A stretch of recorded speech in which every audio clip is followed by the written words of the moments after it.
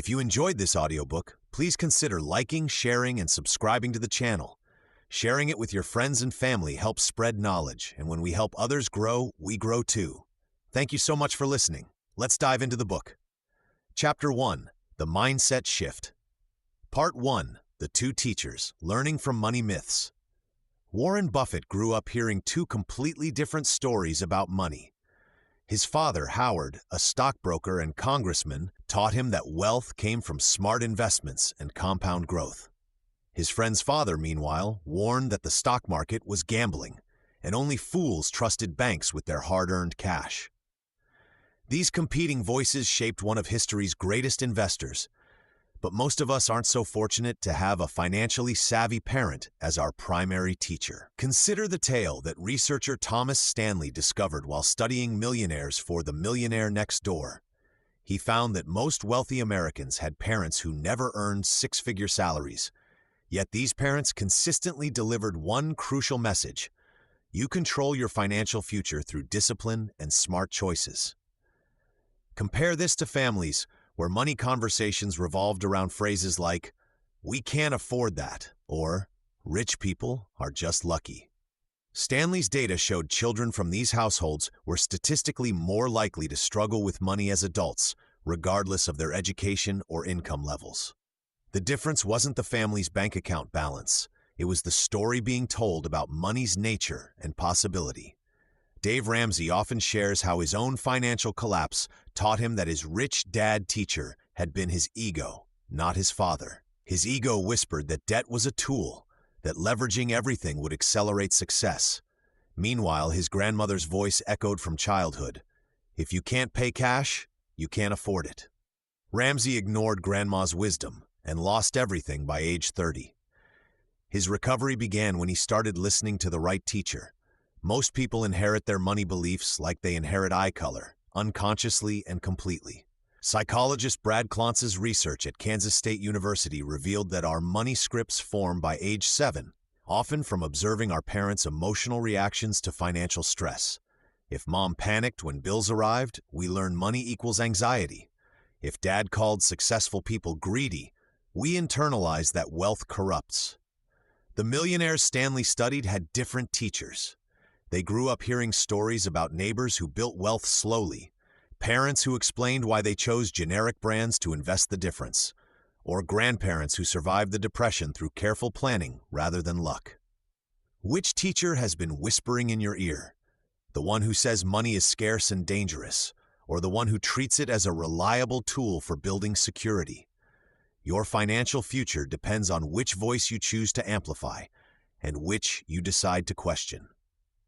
Part 2. Money Memories, What Shapes How We Spend. Your mother stood at the kitchen counter, checkbook in one hand, calculator in the other, her jaw tight as she worked through the monthly bills.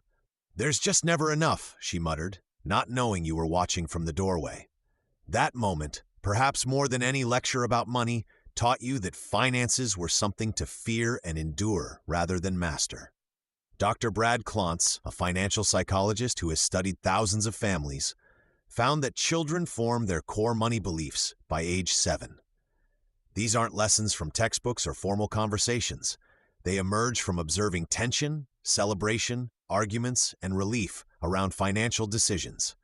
A child who watches parents panic over an unexpected car repair learns that money emergencies are catastrophic. Another child who sees parents calmly discuss the same situation while checking their emergency fund learns that financial challenges are manageable. Consider Warren Buffett's childhood experience. His father, Howard, wasn't just a stockbroker, but someone who discussed investments at the dinner table like other families discussed sports. Young Warren absorbed the idea that money could work for you rather than against you. Compare this to someone whose earliest memory involves parents whispering anxiously about mortgage payments or celebrating wildly over a small tax refund. These formative experiences create what researchers call financial flashpoints, emotional memories that trigger automatic responses decades later. The person whose family lost their home during a recession might obsessively keep cash under the mattress, even when earning six figures. Someone who grew up hearing, "We can't afford that," might continue living like they're broke long after achieving financial stability. Think about your first paycheck. Did you feel excitement about possibilities or anxiety about making it last?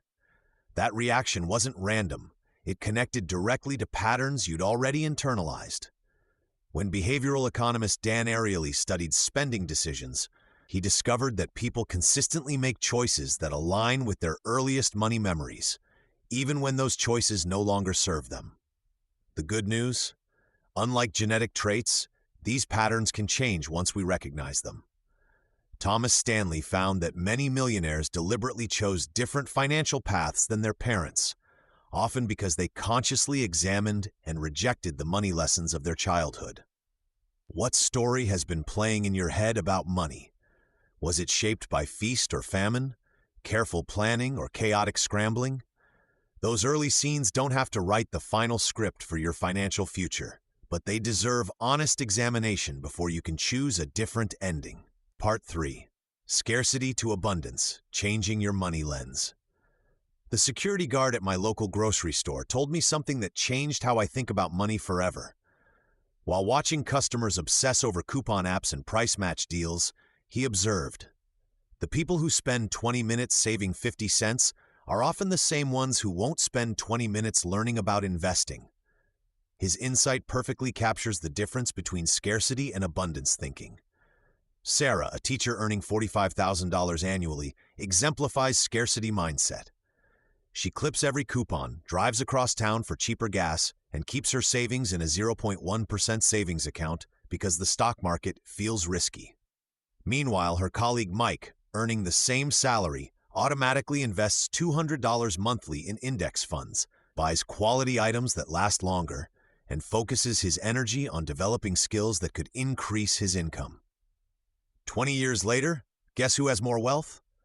This isn't about being reckless with money. It's about where you direct your mental energy. Research from Stanford shows that people operating from scarcity make demonstrably worse decisions. When test subjects were primed to think about financial constraints, they performed 13 points lower on IQ tests. Scarcity literally makes us stupider. Warren Buffett's partner Charlie Munger grew up during the Depression, yet developed an abundance mentality early. He once said, "The first rule of compounding is never to interrupt it unnecessarily." Instead of hoarding every penny, he understood that money needs room to grow. This thinking led him to focus on creating value rather than protecting against loss. The transformation starts with simple practices. Begin each day by writing 3 things you're financially grateful for, even if it's just having running water or a reliable job. When you catch yourself thinking, "I can't afford this," reframe it as, "How can I afford this?" The first shuts down possibilities. The second opens them. Set goals that feel slightly uncomfortable. If you're saving $50 monthly, what would $75 look like? If you're investing in one index fund, could you learn about international diversification? Abundance thinking means trusting your capacity to grow and adapt. Most importantly, share knowledge freely. People with scarcity mindsets hoard information, thinking it gives them an edge.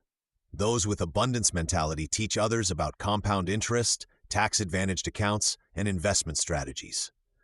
They understand that wealth creation isn't a zero-sum game. Your brain will resist this shift initially. Evolution wired us for scarcity because resources were genuinely limited for most of human history. But in today's economy, your biggest constraint isn't money. It's thinking small about what's possible. Part 4. Why beliefs make or break your bank. Sarah and Michael both grew up in middle-class homes in Ohio. Both earned similar incomes as teachers.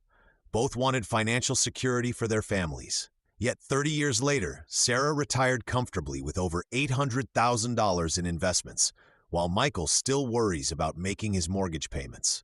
The difference wasn't salary, luck, or inheritance. It was a single belief about money that shaped every financial decision they made.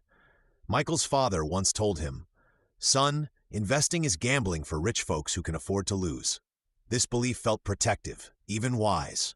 So Michael kept his money in savings accounts earning 0.5% interest, watching inflation quietly erode his purchasing power year after year. When coworkers discussed their 401k contributions, he changed the subject. Investment conversations made him uncomfortable because his core belief whispered, "This isn't for people like us." Sarah's mother had different wisdom. "Money is a tool, honey. Learn to use it well." When Sarah received her first paycheck, her mother helped her open both a savings account and an investment account. "Even $25 a month matters," she said. Sarah started small, buying index funds she barely understood, but her belief that money was meant to work, not just sit, led her to gradually increase contributions, learn about compound interest, and stay invested through market downturns. This pattern repeats millions of times across America. Research from Dalbar shows that the average investor earns significantly less than market returns, not because of market performance, but because of behavior driven by beliefs. People who believe investing is risky tend to sell during downturns and miss recoveries. Those who believe it's a long-term wealth-building tool stay the course and benefit from compound growth. Robert Kiyosaki noticed this phenomenon working with thousands of students. Two people could attend the same financial seminar, receive identical information, yet take completely opposite actions based on their underlying beliefs about money, risk, and their own capabilities. Consider Warren Buffett's partner, Charlie Munger, who grew up during the Great Depression. He could have developed a scarcity mindset about money being scarce and dangerous to lose. Instead, he internalized the belief that understanding businesses and buying them at fair prices was the path to wealth. This single belief guided decades of investment decisions that created billions in value. Your beliefs about money operate like a thermostat in your mind. If you believe you're not good with money, you'll unconsciously make decisions that prove this belief correct. You'll avoid learning about investments, procrastinate on financial planning, or sabotage your own progress when you start succeeding beyond your comfort zone. The most limiting belief Thomas Stanley found while researching millionaires was the assumption that wealth requires high income. His data revealed that most millionaires live in modest homes, drive used cars, and accumulated wealth through consistent saving and investing over time, not through six-figure salaries. Start examining your money beliefs by completing this sentence. Rich people are. Notice what words come up. Then try, investing is, and I can't afford to. Your immediate responses reveal the beliefs driving your financial behavior. Test these beliefs against reality. If you believe investing is too risky, research the historical performance of diversified index funds over 20-year periods. If you believe you need to be wealthy to start investing, discover that Vanguard's total stock market fund requires just $1,000 to begin. Replace limiting beliefs with empowering ones based on evidence. Instead of "I'm bad with money," try "I'm learning to manage money effectively." Rather than "investing is gambling," consider "investing in diversified index funds is how I participate in economic growth." Your financial future isn't determined by your current circumstances. It's shaped by the beliefs that guide your daily choices about earning, spending, saving, and investing. Change the belief, and you change everything that follows. Chapter 2, The Foundation. Part 1, Building Blocks, Your First Pound Saved. When Maria, a teacher from Manchester, saved her first 10 pounds in a mason jar on her kitchen counter, something extraordinary happened. Not to her bank balance, which barely registered the change, but to her sense of possibility.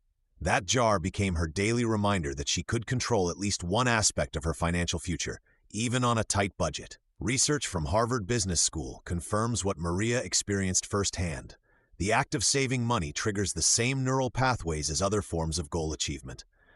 When we see our savings grow, our brains release dopamine, creating a natural high that reinforces the behavior. This isn't just feel-good psychology. It's evolutionary wiring that helped our ancestors survive by planning ahead. The transformation begins with your first pound saved, not your first 1,000. Warren Buffett understood this principle when he started investing at age 11 with just $140. He didn't wait until he had enough money to matter. He recognized that building wealth is fundamentally about developing the saving muscle, regardless of the initial amount. Think of your first saved pound like planting an acorn. The oak tree doesn't emerge overnight, but the potential for something magnificent exists from day one. Every pound you set aside creates momentum that compounds both financially and psychologically. David Bach documented this phenomenon extensively. He found that people who saved just $5 daily for 10 years accumulated over $18,000, assuming modest investment returns. The practical mechanics matter less than the consistency. Some people prefer the envelope method, physically separating cash for different purposes. Others automate transfers of £25 weekly into a separate account. The key is removing friction from the process while maintaining visibility of your progress. James Clear's research on habit formation shows that starting impossibly small increases success rates dramatically. Instead of committing to save £100 monthly, begin with £1 daily. This removes the psychological resistance that kills most financial goals before they begin. Your savings account becomes a feedback loop of empowerment. Each deposit reinforces your identity as someone who saves money. This identity shift proves more powerful than any budgeting spreadsheet because it changes how you see yourself in relation to money. You're no longer someone who struggles financially. You're someone building wealth, £1 at a time. The magic isn't in the amount saved initially. It's in proving to yourself that financial control is possible, creating the foundation for every wealth-building strategy that follows. Part 2. Budgeting without boredom. My first budgeting attempt looked like a NASA launch sequence. I created color-coded spreadsheets with 17 different categories, tracked every penny to the third decimal place, and built formulas that would make an accountant weep with joy. It lasted exactly 9 days. On day 10, I bought a 4-pound coffee and spent an hour trying to figure out whether it belonged in beverages, convenience, or mental health emergency. This story echoes across millions of households. Ramit Sethi discovered through his research that 92% of people who create detailed budgets abandon them within 3 weeks. The problem isn't willpower. It's that most budgeting advice treats money management like a medieval torture device designed to extract every ounce of joy from spending. Consider Sarah, a marketing manager from Manchester who transformed her relationship with budgeting by accident. After her laptop crashed and ate her elaborate budget spreadsheet, she grabbed 3 envelopes and scribbled "fun stuff," "boring bills," and "future Sarah" on them. She divided her monthly spending money accordingly and ignored the rest. 6 months later, she had saved enough to visit Thailand, something her previous spreadsheet marathons never achieved. The envelope method works because it creates physical boundaries without psychological warfare. When the fun stuff envelope empties, you know you've reached your limit without shame or mathematical calculations. It's budgeting that feels like a game rather than punishment. Dave Ramsey's zero-based budgeting approach offers another perspective. Give every pound a job before you earn it. This isn't about restriction, it's about intention. When you assign purposes to your money in advance, spending becomes decision-making rather than guesswork. One family using this method realized they were unconsciously spending £200 monthly on subscription services they forgot they had. That discovery alone funded their son's guitar lessons. Modern technology can simplify this further. Apps like YNAB, You Need a Budget, automate the envelope concept digitally, while Mint tracks spending patterns without requiring daily input. But remember Sarah's accidental success. Sometimes the simplest tools prove most effective. The key insight from behavioral economics research is that budgeting fails when it feels like deprivation. Instead, frame your budget as a spending plan that prioritizes what matters most to you. If travel energizes you, build a robust travel fund and reduce spending elsewhere without guilt.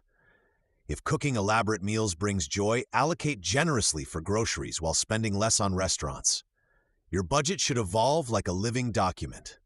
Start simple, experiment with different methods, and adjust based on what actually works in your life. The perfect budget isn't the most detailed one. It's the one you'll actually use consistently while feeling empowered rather than restricted. Part 3. The Simple Life, Cutting Through Spending Noise. When Marie Kondo's decluttering philosophy swept across America, something unexpected happened to those who tried it. They didn't just organize their closets, they discovered their bank accounts had more breathing room too. Jessica, a marketing manager from Portland, found that clearing physical clutter revealed financial clutter she'd been ignoring for years. subscription services she'd forgotten about, gym memberships she never used, and impulse purchases that promised happiness but delivered only temporary satisfaction. The connection between what we own and what we owe runs deeper than most people realize. Research from UCLA's Center on Everyday Lives found that families with more possessions showed higher levels of cortisol, the stress hormone. When we're stressed, we make poor financial decisions. It's a cycle that feeds on itself. Consider Warren Buffett's approach to consumption. Despite being worth billions, he lives in the same modest house he bought in 1958 for $31,500. He drives an older car and eats at local diners. This isn't about being cheap, it's about clarity. When you remove the noise of endless purchasing decisions, you can focus on what actually builds wealth. The triggers that lead us to overspend are surprisingly predictable. Sales create artificial urgency. Social media shows us curated versions of other people's lives, sparking comparison. Boredom sends us browsing online stores. Each trigger exploits a basic human emotion, turning temporary feelings into permanent financial obligations. Katie, a teacher from Ohio, realized this pattern when she tracked her spending for 30 days. She discovered that 80% of her non-essential purchases happened during 3 scenarios: after difficult days at work, while scrolling through Instagram, or when she received promotional emails. Once she identified these patterns, she could interrupt them. She unsubscribed from store newsletters, deleted shopping apps from her phone, and found a new after-work ritual that didn't involve retail therapy. The most effective approach isn't extreme minimalism, it's intentional consumption. Before any purchase beyond necessities, ask yourself 3 questions. Will I use this regularly? Does it align with my values? Would I buy this again if I already owned it? These questions cut through marketing messages and emotional impulses. Thomas Stanley and William Danko's research in The Millionaire Next Door revealed that most wealthy Americans live below their means, not because they have to, but because they've learned to find satisfaction in experiences and relationships rather than possessions. They discovered that millionaires typically spend less on luxury items than people earning far less money. Start small. Identify one category where you consistently overspend: clothing, gadgets, or dining out. For the next month, pause before each purchase in that category. This isn't about deprivation, it's about awareness. You'll likely find that many things you thought you wanted lose their appeal after a brief waiting period. Part 4. Debt. The secret monster under your bed. When Sarah first opened her credit card statement that Tuesday morning in 2019, she stared at the number for a full minute. $23,847.32. The digits seemed to pulse on the screen like a heartbeat. She'd been carrying debt for 6 years, but somehow seeing it cross the 20,000 mark felt different. That evening, she couldn't eat dinner. The shame sat in her stomach like a stone. Sarah's story mirrors millions of others. In the Total Money Makeover, Dave Ramsey describes debt as an emergency, not a tool. Yet most of us treat it like furniture, something we live with so long we forget it's there. The average American carries over $5,000 in credit card debt, but the real weight isn't financial. It's the 3 a.m. anxiety, the declined card at checkout, the avoided conversations with friends about weekend plans. Morgan Housel's research in The Psychology of Money reveals that debt creates what psychologists call learned helplessness. Each minimum payment reinforces the feeling that escape is impossible. Sarah felt this acutely. "I'd calculate how long it would take to pay off," she recalls, "and the number was so big I'd just order takeout instead of cooking. What's another $20 when you owe $20,000? The breakthrough came when Sarah stopped seeing debt as a permanent condition and started treating it like a project. She wrote each debt on an index card: credit cards, student loans, even the $200 she owed her sister. Seeing them as separate, conquerable tasks rather than one massive boulder made the difference. Dave Ramsey's debt snowball method worked where complex strategies had failed. Sarah listed her debts from smallest to largest, ignoring interest rates entirely. Her first target was a $347 store credit card. Instead of the theoretical 7-year payoff, she attacked it with intensity, selling clothes online and skipping her daily coffee. 3 months later, that card was gone. The psychological victory was immediate. Sarah describes paying off that first debt as like removing a splinter you didn't realize was infected. The momentum carried forward. Each eliminated debt freed up mental energy for the next target. Within 18 months, she'd cleared everything except her student loans. Robert Kiyosaki argues that debt literacy matters more than financial literacy. Good debt, like mortgages that appreciate, differs fundamentally from consumer debt that drains wealth. But for most people drowning in credit cards, this distinction matters less than building the habit of saying no to new debt while systematically eliminating the old. The path out isn't complicated, but it requires treating debt like the emergency it is. Start small, celebrate victories, and remember that every payment forward is progress toward freedom. Chapter 3: Investing Made Human. Part 1: Seeds and Trees, What Grows Your Wealth. When Warren Buffett was just 11 years old, he bought his first stock with money from his paper route. 3 shares of Citi's Service Preferred at $38 each. Within days, the price dropped to $27, and young Warren watched his small fortune shrink. Most kids would have panicked and sold, but Buffett held on, eventually selling at $40 for a modest profit.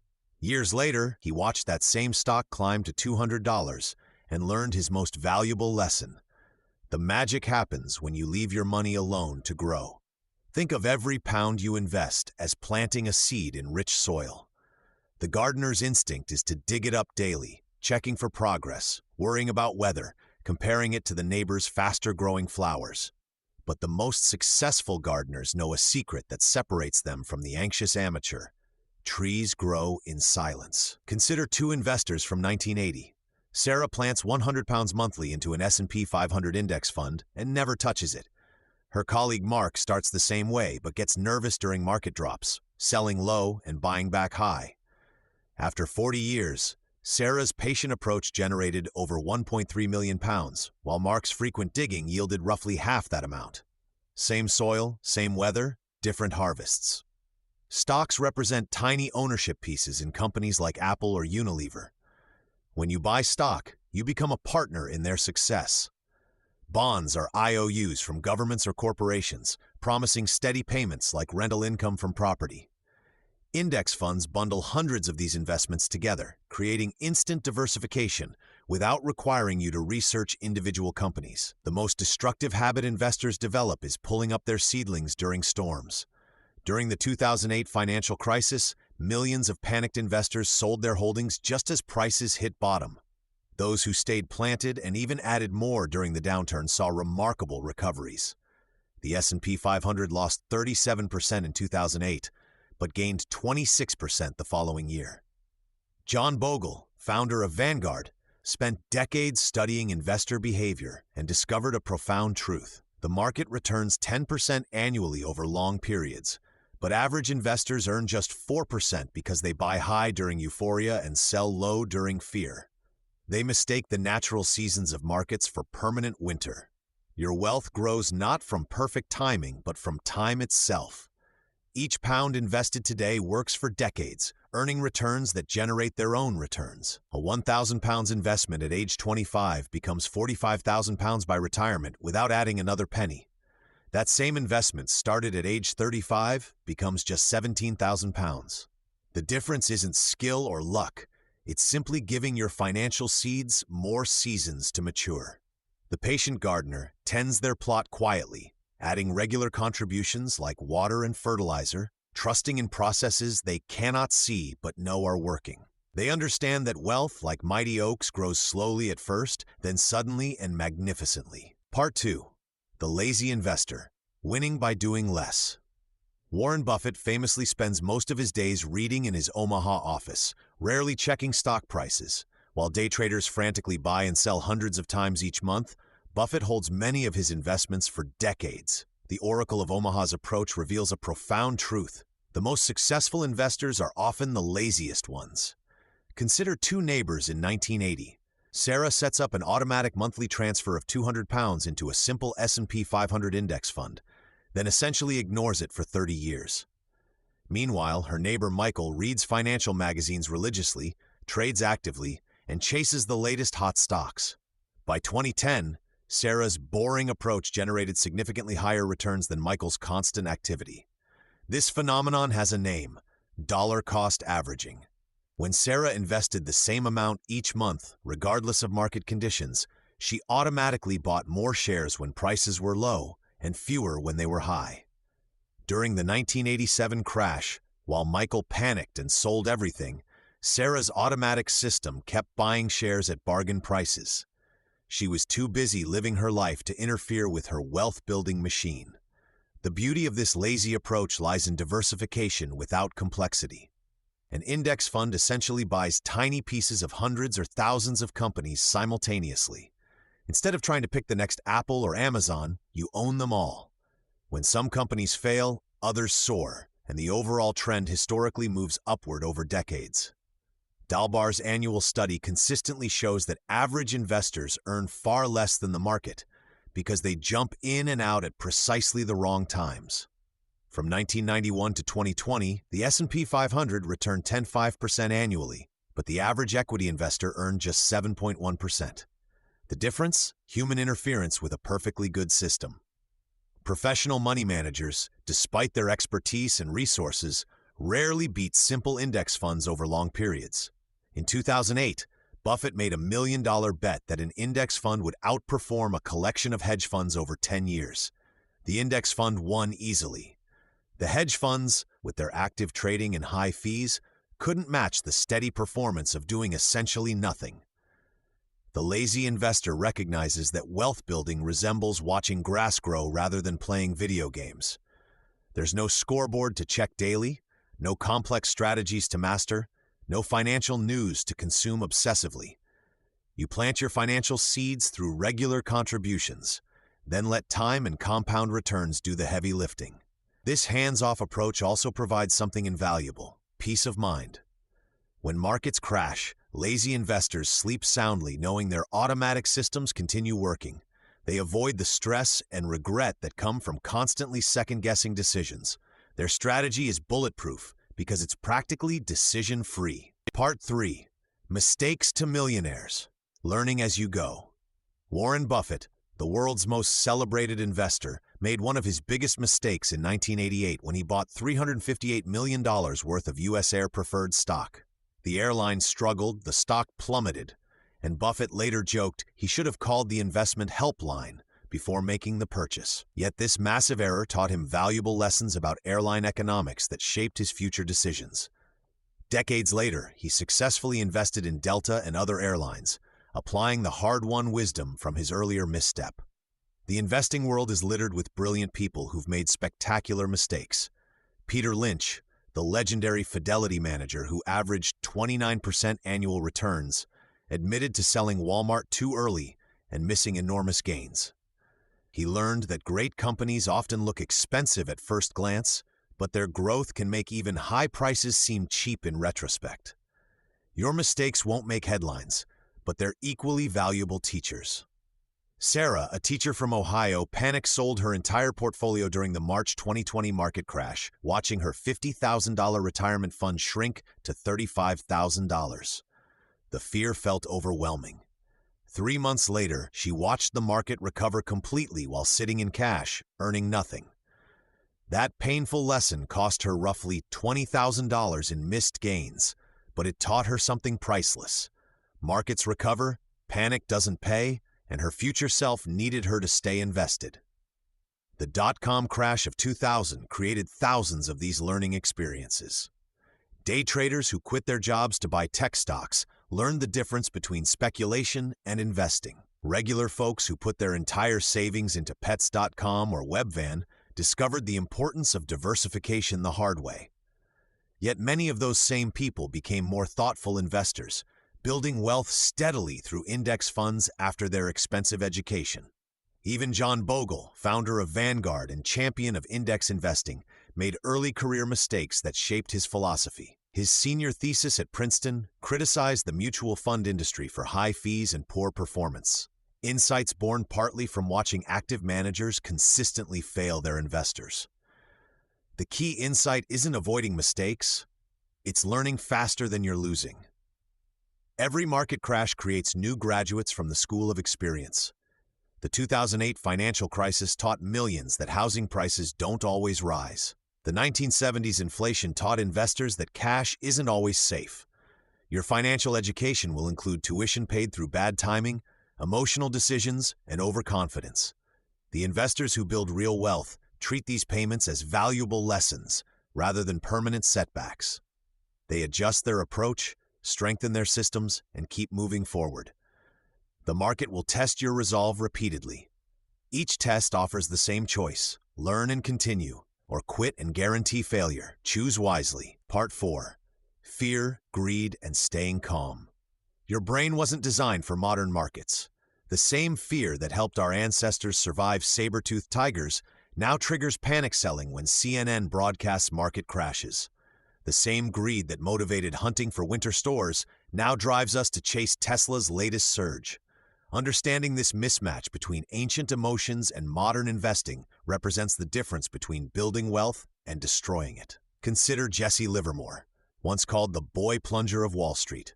By 1929, he had made and lost fortunes multiple times, earning $100 million from the stock market crash. Yet his emotions eventually consumed him. Greed drove him to take excessive risks. Fear paralyzed him during recoveries. He died broke, having learned that technical skill means nothing without emotional control. Warren Buffett faced the same emotional storms but developed different habits. During the 2008 crisis, while others sold in panic, he wrote an op-ed titled "Buy American, I Am." His secret wasn't fearlessness, it was preparation. Buffett had trained himself to see market crashes as sales events, not emergencies. The media amplifies these emotional triggers daily. Market plunges 500 points feels urgent, but means little for someone investing for 30 years. During the dot-com crash, financial TV ran constant coverage of falling tech stocks. Many viewers sold everything, locking in losses just before the recovery began. Meanwhile, those who turned off the news and continued their monthly investments captured the entire rebound. Your neighbor's hot stock tip carries dangerous emotional weight. When someone brags about doubling their money on GameStop, envy whispers that you're missing out. But for every success story shared at dinner parties, dozens of failures remain hidden. Dave Ramsey calls this keeping up with the Joneses, noting that the Joneses are usually broke behind their impressive facade. Building emotional resilience starts with systems, not willpower. Create a simple checklist. Before making any investment change, I will sleep on it for 48 hours and discuss it with my spouse. This pause breaks the emotional spell that drives bad decisions. Automate your investing to remove daily emotions entirely. Set up automatic transfers to index funds on the same day each month. When markets crash, your system continues buying at lower prices. When markets soar, it prevents you from putting too much money in at peaks. Develop your own calming rituals during market turbulence. Some investors print out their long-term goals and post them near their computer. Others calculate how much their monthly contributions bought during previous crashes. One simple technique: whenever you feel urged to sell, visit a financial calculator and see how current contributions will compound over 20 years. Remember that market volatility isn't a bug, it's a feature.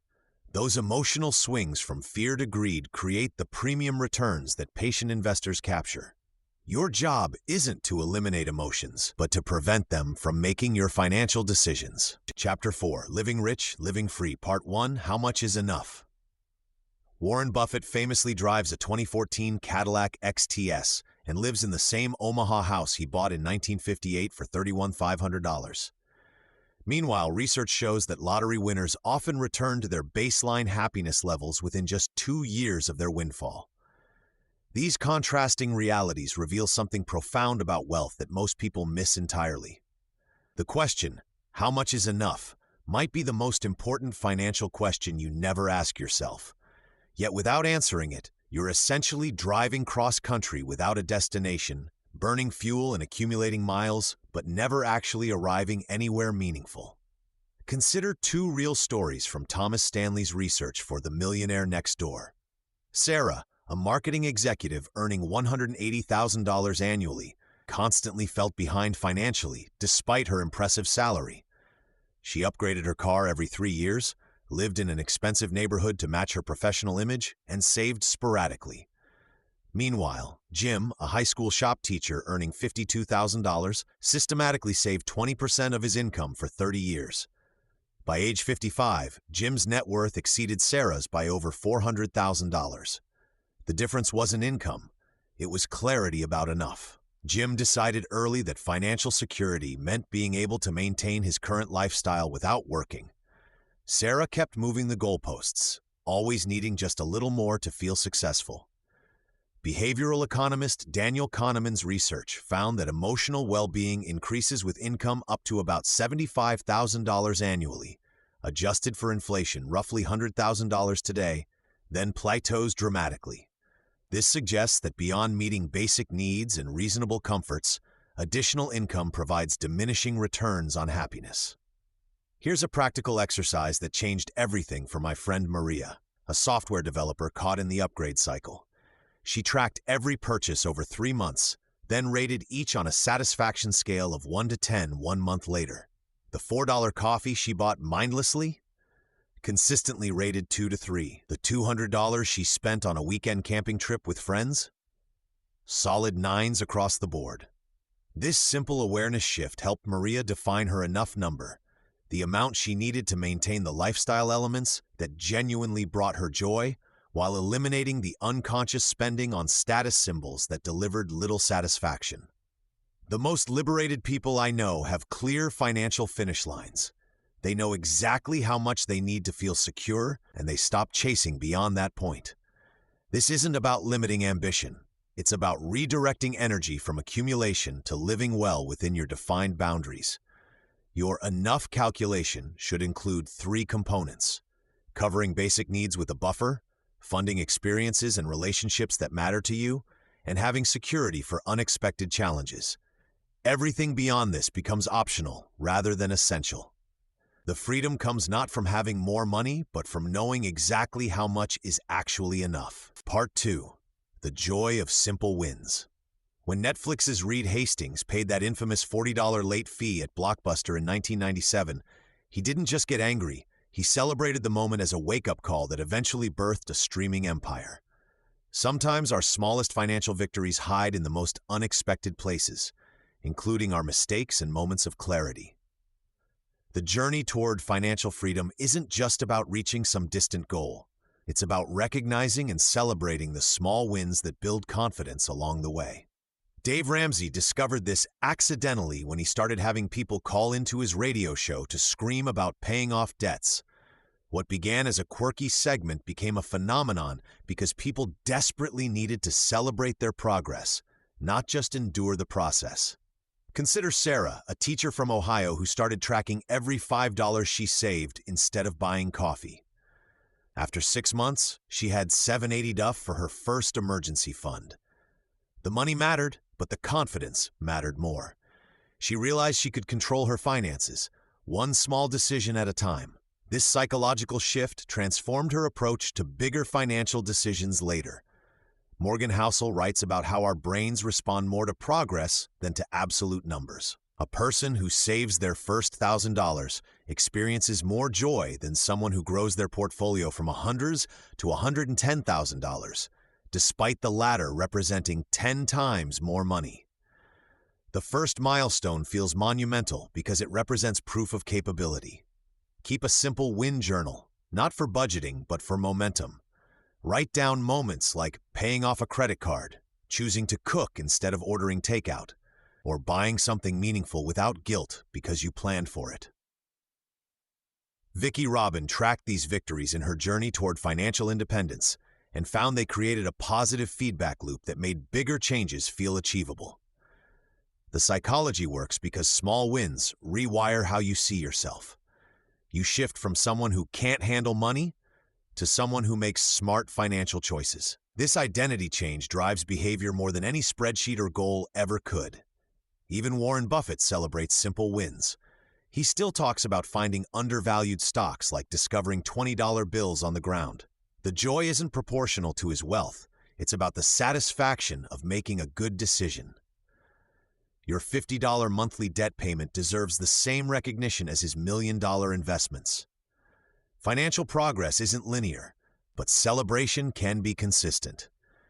Each win builds confidence for the next challenge, creating momentum that carries you through setbacks and toward the life you actually want to live. Part 3. Designing life, not just finances.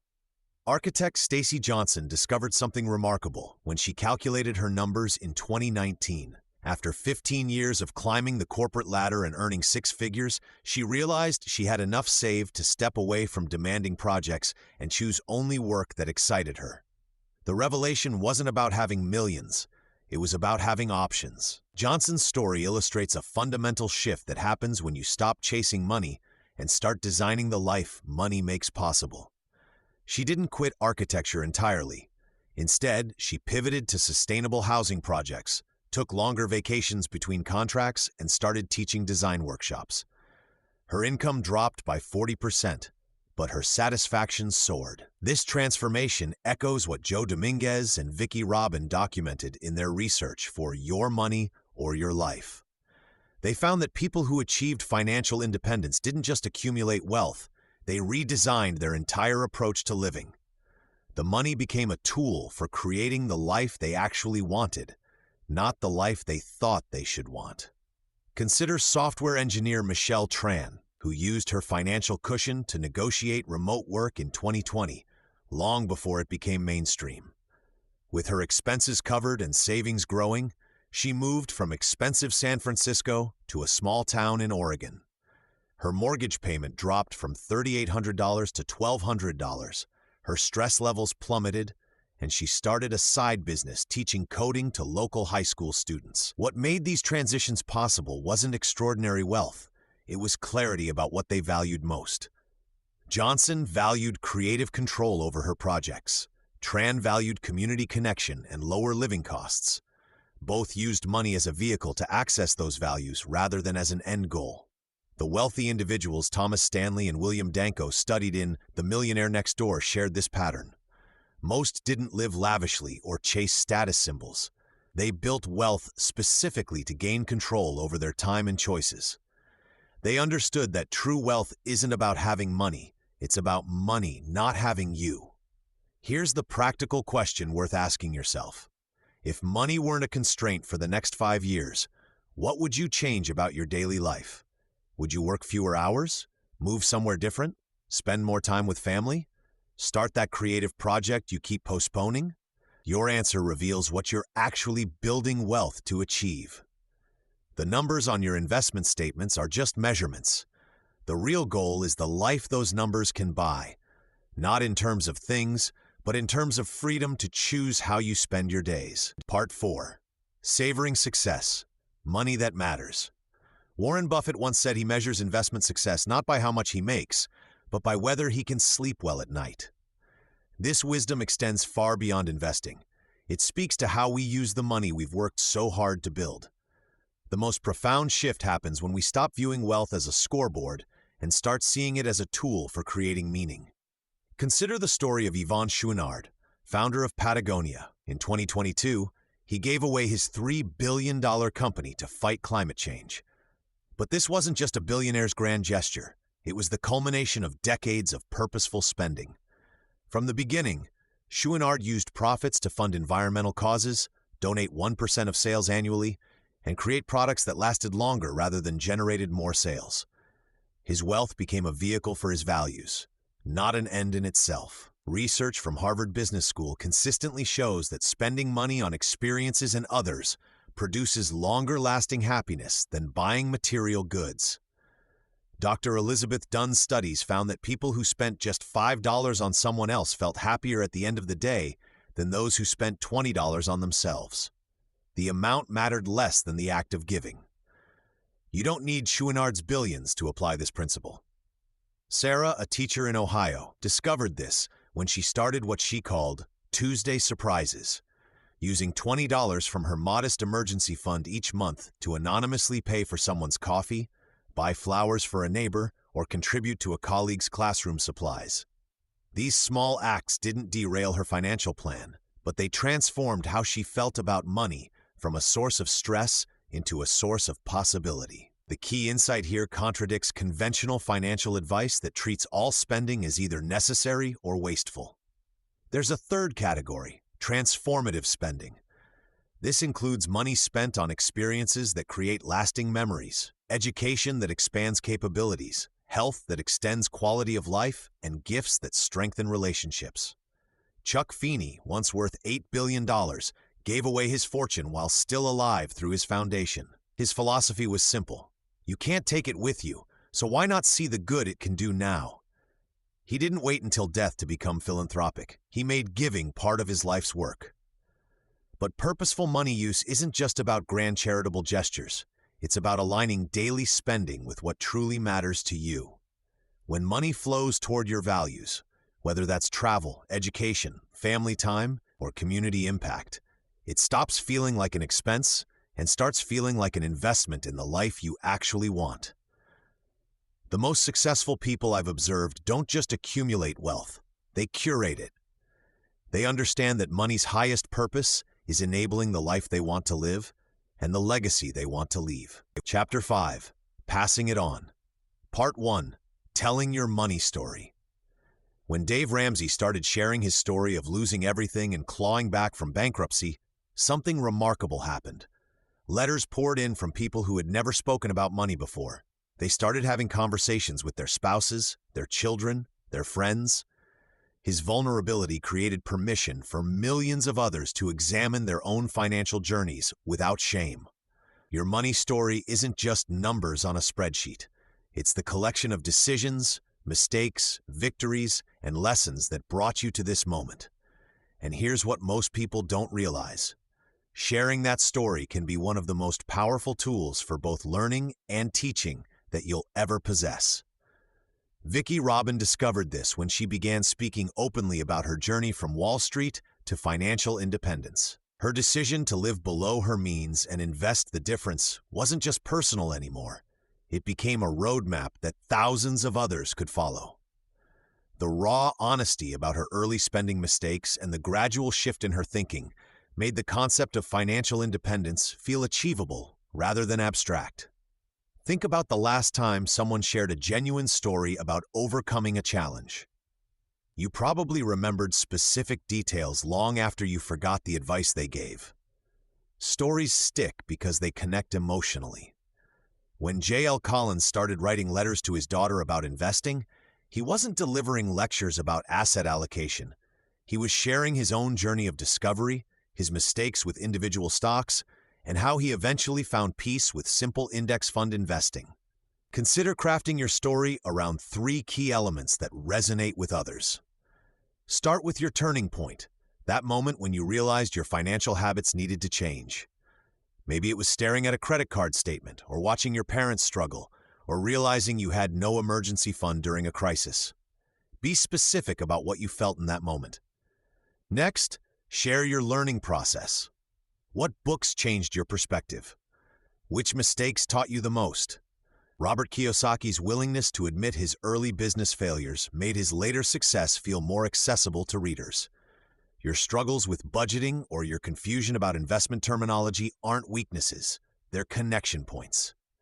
Finally, acknowledge that your story continues evolving. Morgan Housel emphasizes that our relationship with money changes as we age, face new circumstances, and gain experience. The humility to admit you're still learning makes your story more compelling than any claims of having figured it all out.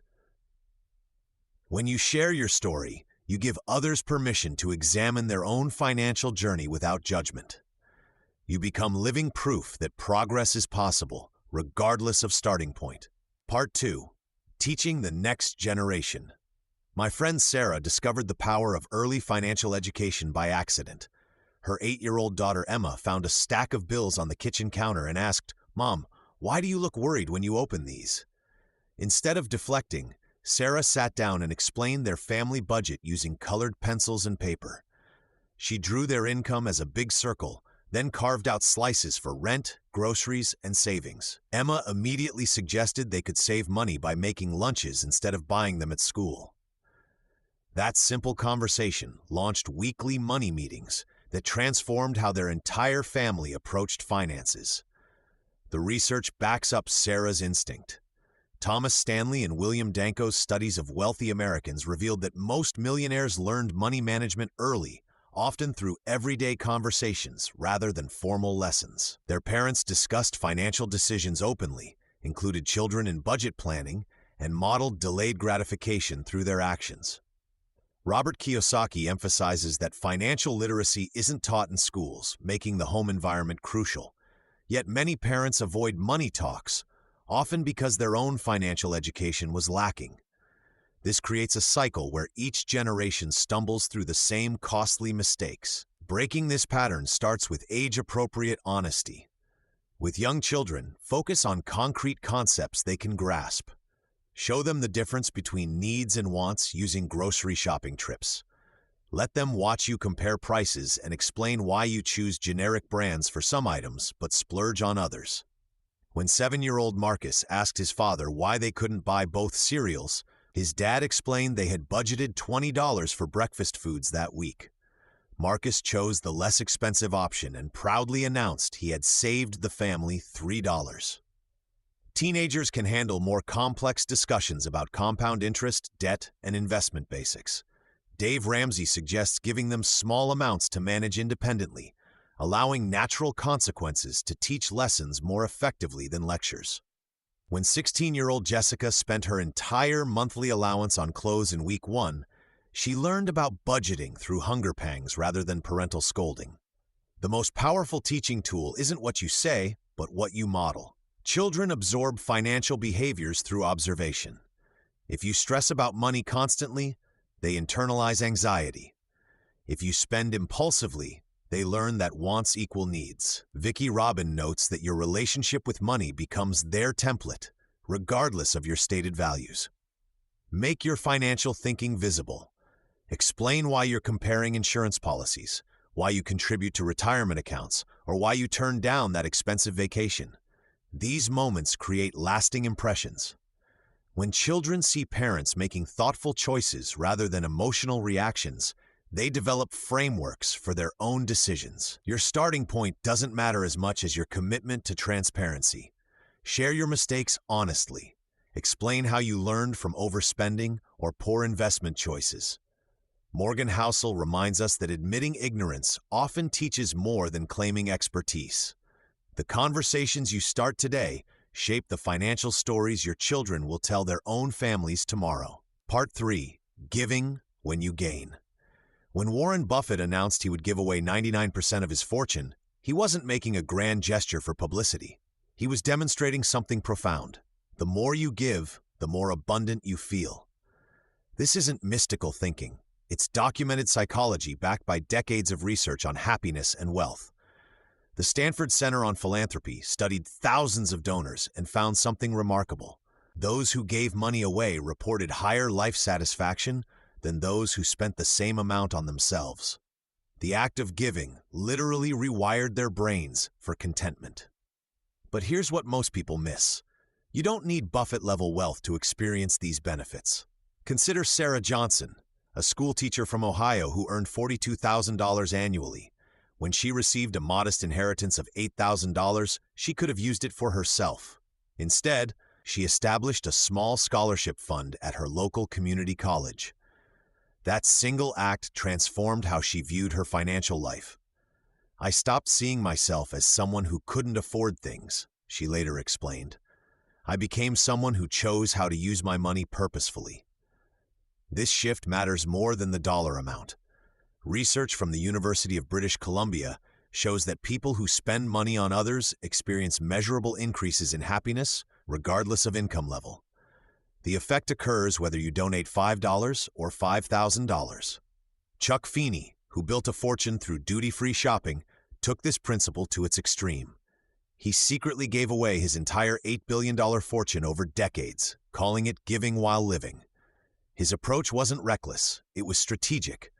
He understood that wealth accumulation without purpose becomes hollow.